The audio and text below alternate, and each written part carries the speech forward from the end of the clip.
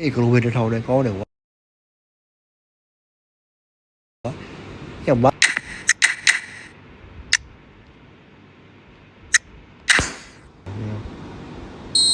COR ပိတ်သွားတာဘိုးလိုတက်မလို့လို့နဲ့ဒီဘက်ခံလိုက်ရအောင်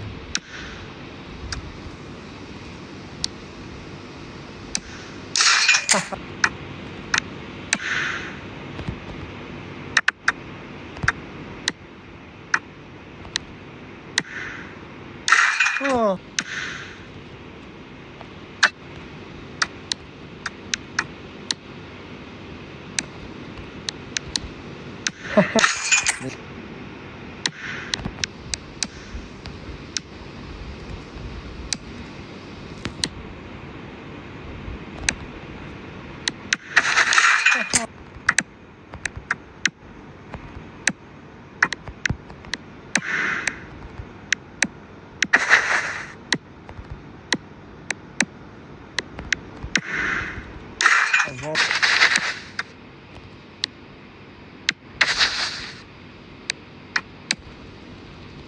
အမလီ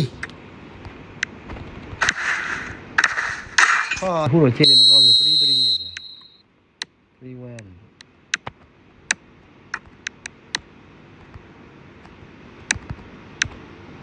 အော်လာပါတော့လုံးနေအဲ့လိုမျိုးဟာအေးတော်လေးလူချိုးနေဒါဖြင့်ကျေးဇူးပါဗျာအကုန်လုံးကြည့်ပေးကြတာရော follow ပေးကြတာရော